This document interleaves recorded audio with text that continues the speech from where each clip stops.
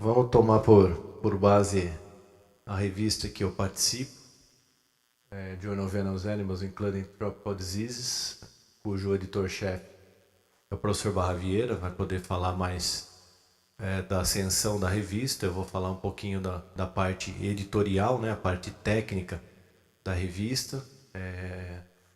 Ele vai falar ao longo dos anos como a revista mudou, como hoje a gente está com um fator de impacto próximo de 2, né? Não saiu da Web of Science ainda, saiu da Scopus. A gente está com 1,95.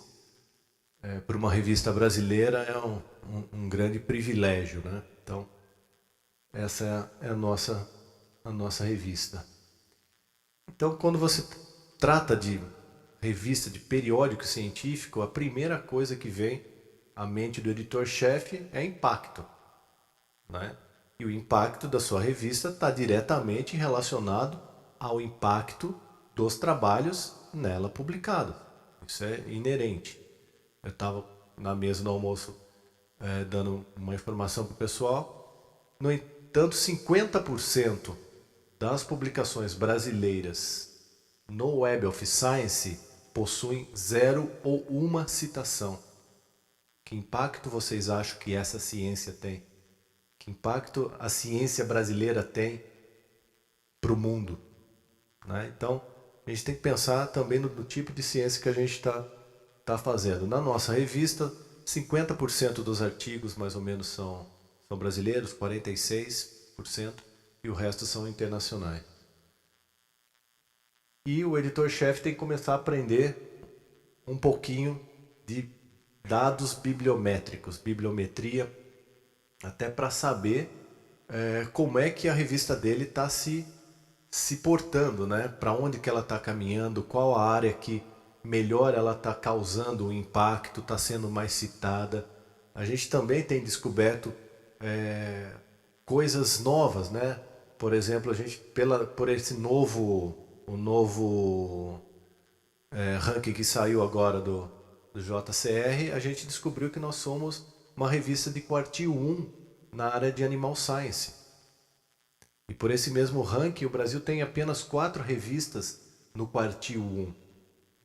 E estudamos, né, para quem não sabe, quartil significa que numa determinada área, 25% das melhores revistas, das mais citadas, pertencem ao quartil 1, 2, 3 e 4. Então, o quartil 4, que seria o mais baixo, seriam as revistas 75 a 100%, as últimas na fila. A gente está em 53 de 300 e alguma coisa. Então somos Q1. Né? Então está aqui o que vocês têm que começar a se atentar. É lógico que para você chegar a uma indexação no Web of Science, para ter o JCR, e na Scopus para ter o Simago, do ranking Simago, não é fácil. Sua revista tem que fazer o dever de casa. E a Sueli colocou na primeira aula vários tópicos que não são complicados de você obter. É você ter uma política editorial coerente, firme, você ter um corpo editorial adequado, não endogêneo, né? Você ter uma revisão por pares de uma maneira clara, né? Como é que isso funciona. Ou seja, tem uma série de coisas que você não depende de alguém para fazer. As próprias pessoas que fazem a gestão da revista, que se importam com a vida da revista, conseguem implantar. E que muitas vezes não depende de dinheiro. Né? No site da Cielo está muito bem explicado o que você tem que ter, né, para ser indexado. Tem que seguir aquilo lá, não tem outro jeito, a fórmula está dada. Então, começa a se preocupar com esses indexadores aí. Então, esse é o novo agora, que saiu. Né? Então, aqui está 1,95. O que mais que interessa aqui? Aqui não dá para ver muito bem aqui, mas é o quartil nosso que a gente está em Q1 na Animal Science. Então, de acordo com o Comitê Internacional de Editores e Revistas Médicas, o editor de um periódico científico é um editor responsável pelo seu conteúdo integral. Ou seja, quem responde na totalidade pelo periódico é o editor, não é o reitor. Concordo? O cara tem que ter liberdade editorial, a gente vai falar disso. O reitor ele pode sim ajudar nas ações que para onde o periódico vá, para onde a instituição quer que o periódico caminhe. Mas quem legisla dentro do periódico, quem diz quais artigos serão aceitos ou rejeitados, quem diz quais são os revisores para aquele artigo ou para aquele outro é o editor-chefe. A última palavra é dele e ponto. Isso não se discute. Então aí você tem a diferença entre proprietários de uma revista e editores de uma revista. Né? Proprietários pode ser uma faculdade, pode ser uma sociedade. Isso é muito ruim nas sociedades porque troca o presidente da sociedade, por exemplo, a cada 2 anos o cara vai lá, troca o editor-chefe da revista. Normalmente coloca uma pessoa que não sabe lá nada, que no dia seguinte liga na BEC. Como é que eu faço para ser editor? Isso é muito comum. A gente recebe vários telefonemas. Oi? Contrata a Sueli também, né? E isso é muito comum. Então, a publicação de uma revista interessante e confiável, produzida com devido respeito aos custos, lógico, e aos objetivos estabelecidos. As funções dos proprietários e dos editores são diferentes a partir desse ponto. Os proprietários têm o direito de apontar e despedir os editores, além de tomar decisões comerciais importantes nas quais esses últimos devem estar totalmente cientes. Ou seja, o proprietário pode sim mandar o editor embora. Lógico, ele é proprietário. Mas ele não pode interferir na decisão do editor, mesmo que isso custe o cargo dele. Aí entra na parte da manhã que a gente falou de ética. Se o editor se curva ao proprietário. E isso a gente sabe que pode acontecer. Editores devem ter autoridade integral para determinar o conteúdo editorial da sua revista. Normalmente é um pesquisador que conhece a área, conhece os pares, né? Tem já uma network boa para fazer a sua revista caminhar. E deve ter liberdade editorial, que deve ser arduamente defendida, mesmo que isso signifique colocar o seu emprego em risco, do que eu acabei de falar. Para garantir essa liberdade na prática, o editor deve ter acesso direto ao nível mais elevado da empresa e instituição. Ou seja, é o reitor? O editor tem que ter acesso ao reitor. Às vezes tem necessidades, tem decisões de políticas editoriais que dependem do reitor. Então, ele tem que ter acesso ao mais alto nível da instituição. A liberdade ou independência editorial é o conceito de que os editores devem ter total autoridade sobre o conteúdo editorial de suas revistas. Ponto. Posto isso, a gente segue adiante. Então, cada editor ele deve ter um contrato de direitos e deveres com o seu empregador, que define claramente quais são os mecanismos e possíveis conflitos de interesse. Isso tem que estar no contrato de trabalho. O conselho editorial independente pode ser muito útil para auxiliar o editor a estabelecer e manter a política editorial. Ou seja, o editor-chefe tem que ter o corpo editorial na sua mão. Você não pode ter inimigos no seu corpo editorial. Senão você despede, agradece e chama outro colega para fazer parte do processo editorial. Tem que ser aquela pessoa que vai ajudar a revista a avançar e não te amarrar um tijolo na perna. Né? Uma questão que se discute muito na ABEC também é se os membros do conselho editorial e do editor-chefe devem publicar na sua revista ou não. Qual a opinião de vocês? Sim ou não? Está dividido? Se o editor-chefe ou os membros do conselho editorial não acreditam na sua revista, por que outro deveria acreditar? Se eles não acham a sua revista boa o suficiente para colocar os seus artigos, por que outro deveria fazê-lo? Né? Essa é uma cultura no Brasil que é difícil, porque muitas vezes envolve conflitos de interesse, mas se você é um editor ético, você vai submeter seus artigos ou desculpa, do comitê editorial a pareceristas. Vai seguir o mesmo trâmite. E se for rejeitado, se for obedecer às críticas, os pareceres vão ser cegos, não interessa, você tem que seguir isso. E fora do país, só fica no corpo editorial de boas revistas quem publica ao menos um artigo de boa qualidade na sua revista. Por ano. Bem lembrado. Por ano. Esse é o cara que tem que participar do comitê editorial da sua revista. E não simplesmente um figurão com o nome dele. Porque os indexadores sabem que esse cara não participa efetivamente no dia a dia da revista. Então, não inflem o corpo editorial de suas revistas com nomes. Preferir você ter 2, 3 que ajudem a carregar o piano do que meia dúzia que simplesmente só estão ali para aumentar currículo. Ok? O editor-chefe, então, deve pensar sempre que para um trabalho científico chegar às portas da sua revista, muitas barreiras foram vencidas. Já foi falado de manhã também que a sua revista foi a escolhida dentro das 300 mil, Sueli, do universo presente, pouco mais talvez. Então, teve a iniciativa dos autores, a discussão entre eles sobre o conteúdo, as batalhas pela escolha do melhor periódico, o impacto, a barreira do idioma quando publicado em língua estrangeira, etc. Ou seja, são várias barreiras que o autor tem que vencer, né, até chegar com o artigo submetido. Hoje, eu demoro, se o meu artigo estiver pronto, eu estou com o artigo pronto, as figuras prontas, eu só tenho que submeter.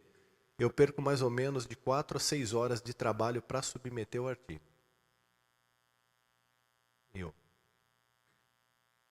E olha que eu tenho um pouco de experiência com o sistema de submissão, ou seja, eu reviso tudo. Reviso novamente o texto, se passou alguma coisa, reviso bibliografia, reviso tudo. Por quê? Uma escorregadinha, o editor nega o seu trabalho na porta. Porque o índice de rejeição de revistas boas é 80%, 85%. Então, a competitividade é muito grande. Se você fizer qualquer besteirinha, você, por exemplo, você publicou, você submeteu com uma figura. A revista lá pede nas normas que você publique, que você submeta a figura com 300 dpi. Alguns podem não saber o que é isso, mas é a Dots Point Inc. A resolução da figura. Você publica com 150, é uma figura de baixa resolução. Seu trabalho vai ser negado, ele não vai nem para análise. O editor-chefe não vai saber nem que ele foi submetido, porque a equipe técnica da revista já vai negar. E você está perdendo tempo. Então, o que o professor Benedito falou, leiam as normas de submissão e realmente obedeçam aquilo. Percam tempo com aquilo. Aquilo não está escrito à toa ali. Então, portanto, devemos tomar cuidado e sermos comedidos nas críticas. O professor Benedito falou também, não ser cruel com os autores, né? Porque eles realmente escolheram a sua revista. A gente sabe que, muitas vezes, na nossa revista chegam documentos que o cara assim, negou numa revista, ele simplesmente mandou para outra. Veio com... como é que fala? As referências erradas, as normas erradas, incorretas. O cara simplesmente mandou pau. Só que você não pode dar uma resposta como editor criticando aquilo. Você não sabe as condições que levaram ele a fazer aquilo, a pressão que ele está sofrendo, o pouco tempo que ele tem. Responda coerentemente, educadamente, e peça que ele adeque as normas da revista e ressubmeta para análise. Simples. Você precisa dele para sobreviver. Então, lembre-se que muitas barreiras foram vencidas até o manuscrito chegar às suas mãos. Portanto, valorize sempre uma proposta de publicação, por pior que ela seja, ela pode ser melhorada. Não esqueça que o seu periódico foi o escolhido, dentre tantos. Deve ter tido uma razão para aquele grupo de pesquisadores escolher o seu periódico. E entenda que foi o máximo que os autores conseguiram fazer. São, portanto, dignos de nossa ajuda quando necessário. E você melhorar um artigo, você está aprendendo também como pesquisador. Se você não é da sua área, você tem que ter editores associados que possam te ajudar nesse trabalho. Por isso que eles existem, não simplesmente para figurar lá na revista. Então são algumas funções dentro, né, do organograma de um periódico científico que a gente tem que, o editor-chefe tem que conhecer. E a gente sempre fala na ABEC que o editor-chefe brasileiro é um dos melhores do mundo. Porque como ele faz tudo dentro da revista, desde o recebimento do artigo, colocar no ar, às vezes tradução, corrige, ou seja, ele conhece todo o processo editorial. Os editores internacionais, onde você tem grandes publishers por trás, ele faz exclusivamente o trabalho de editor, que é receber os manuscritos, decidir se ele vai ser rejeitado ou não, num primeiro momento, e decidir se ele vai ser enviado para pareceres e quais pareceristas vão ter acesso. Só isso. Mais nada. Né? Então, o editor brasileiro está muito bem preparado nesse cenário. Então, na gestão, você tem que ter metas, você tem que conhecer todo o funcionograma da sua revista, realmente como uma organização, tem que zelar pela periodicidade da sua revista, que esse é o principal ponto que vai fazer com que você se mantenha indexado, é a periodicidade. E hoje nós estamos incentivando e muito a periodicidade contínua, ou seja, o artigo está aceito, não tem por que ele esperar, por exemplo, 3 meses aqui para ser publicado. Hoje a velocidade na informação não permite mais isso. Coloque no ar, publique imediatamente, publicação contínua. Né? Tratar como um produto o seu artigo e o seu autor, você depende disso. Né? Chegada, você tem que ter um sistema de cadastro desses artigos adequado, um sistema dos principais referis. Lembre-se que esses referis são pesquisadores que não têm tempo, que estão fazendo um trabalho gratuito e de qualidade para você. Então, não mandem porcaria para seus revisores. Simples assim. Se você acha que o seu trabalho não está adequado para publicação, por qualquer que seja o motivo, negue na porta, devolva aos autores, fale, façam as suas correções, sugestões e ressubmeta a revista. Se você acha que ele não deve nem ressubmeter, dá uma outra resposta dizendo que não está no escopo da revista, que a revista não tem interesse em publicar aqueles resultados naquela área, enfim. Não faça seus revisores perderem tempo com artigos que você sabe que não vão seguir adiante, que já tem problemas graves, muitas vezes de forma, né? Nem tanto de conteúdo. Aí o revisor vai chegar, porra, aquele cara me mandou isso aqui de novo para eu dar parecer, né? Então, mantenham esse tipo de atitude na revista. E ao final, o professor Benedito revisa todos os artigos, mesmo depois que passou pela parte editorial do publisher, e o nosso é Springer Nature, ele revisa e vem com erros grosseiros muitas vezes. E depois que vai para o ar, o PDF foi para o ar, está publicado. Você não pode simplesmente substituir o arquivo. Ah, tem um erro aqui, o nome de um autor saiu errado. Vamos acertar o PDF? Vamos trocar esse PDF por esse. Vocês acham isso lógico, ético? né? Porque quem faz com uma simples correçãozinha assim, faz com outras também. Então isso não é permitido. Aí você tem que fazer uma retratação daquele artigo, né? E aí começam as retratações.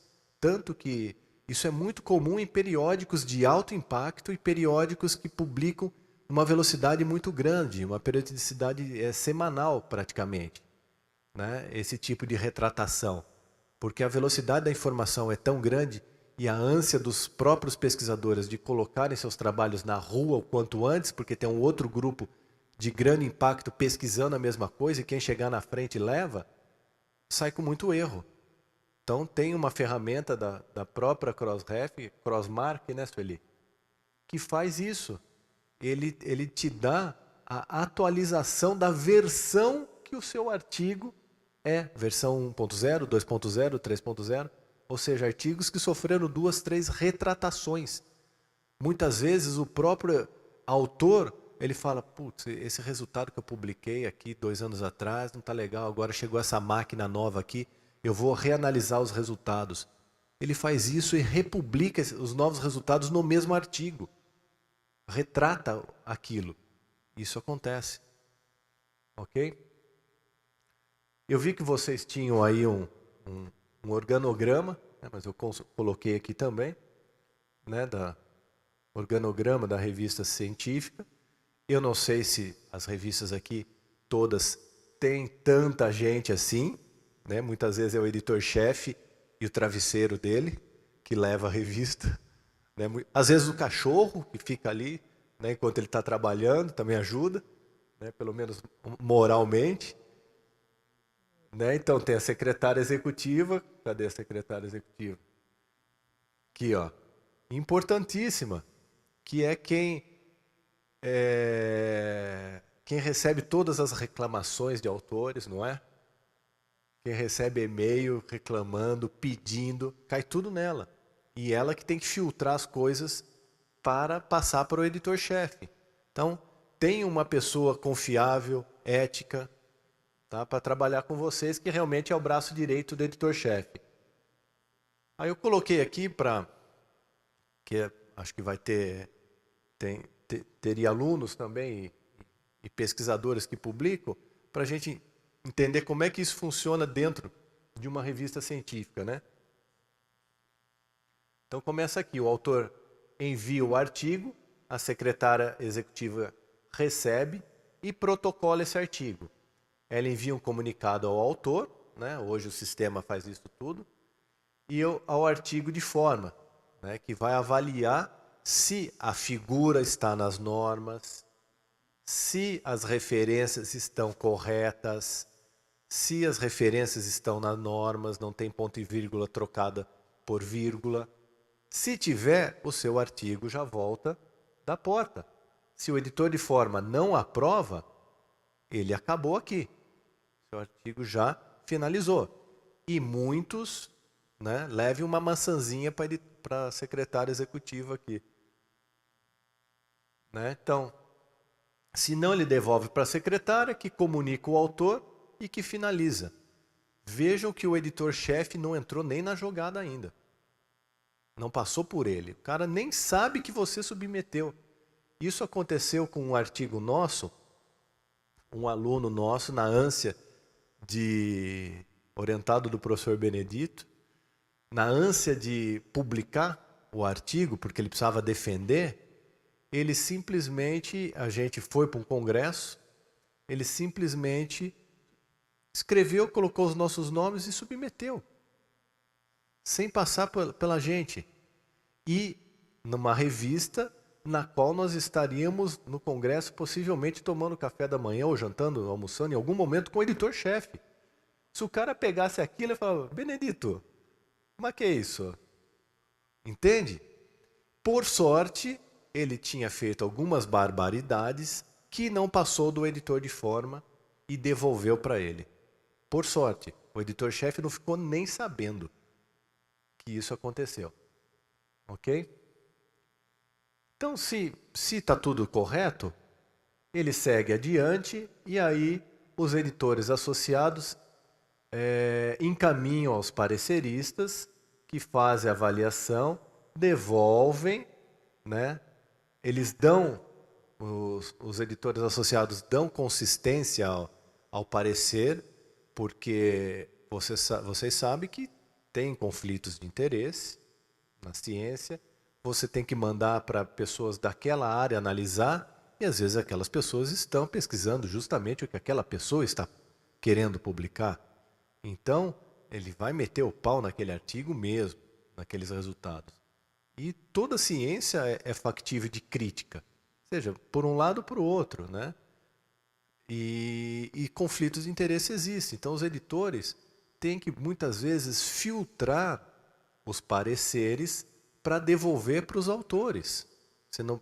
Essa é a liberdade editorial que eu falei lá atrás. Você não precisa pegar ipsis literi o parecer e falar, ó, é isso aqui. Não. Você pode retirar trechos que você acha importante e outros que realmente têm cunho pessoal ou até ofensivo. Aquele autor que o professor de manhã falou que é o argentino, que escreveu e-mail com um monte de barbaridade, num outro episódio anterior, isso que é amigo nosso, hein? Num outro episódio anterior, ele teve um artigo negado na nossa revista e ele respondeu essa negativa para a colaboradora dele, xingando, dizendo cobras e lagartos da gente. Só que veio com cópia para nós também. E aí, tinha uns palavrões em espanhol ali que eu nunca tinha visto na vida. Eu cheguei, tinha uma aluna nossa de doutorado, uma aluna minha de doutorado da Colômbia. Falei, Clara, vem cá, traduz isso aqui para mim. Ela olhou, ficou vermelha e não quis traduzir e foi embora. Ou seja, era coisa muito feia. E depois ele pediu desculpa, logicamente, mas acontece, né? E nem por isso a gente deixou de aceitar artigos dele, concorda?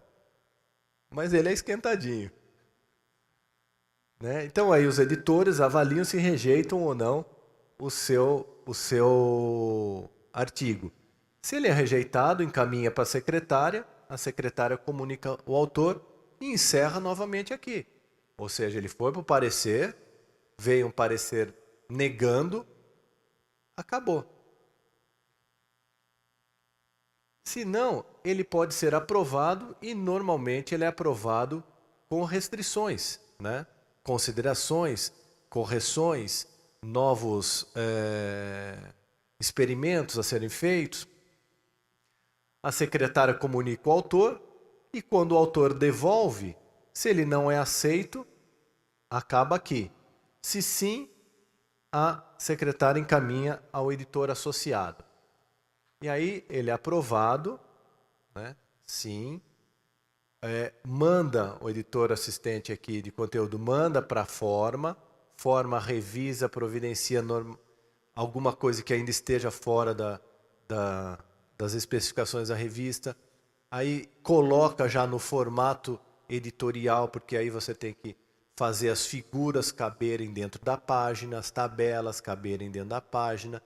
Às vezes tem tabelas enormes que não cabem naquela página.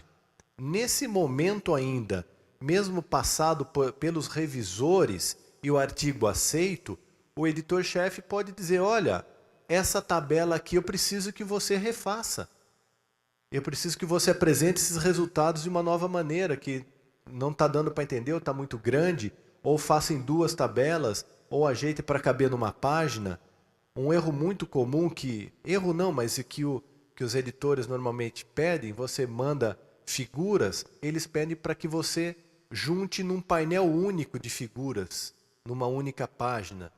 Se você já manda assim, você já ganha pontos com esse editor. Pô, o cara já mandou arrumadinho para mim, ele já sabe que minha revista publica assim, ele é caprichoso e tal. Então, cativem o editor dessa maneira. E aí seu artigo finalmente é publicado. Né? Para finalizar, então, deixo essa frase aqui, que o conhecimento era um bem privado associado ao verbo saber. Agora é um bem público ligado ao verbo fazer. Tá certo? Obrigado pela atenção.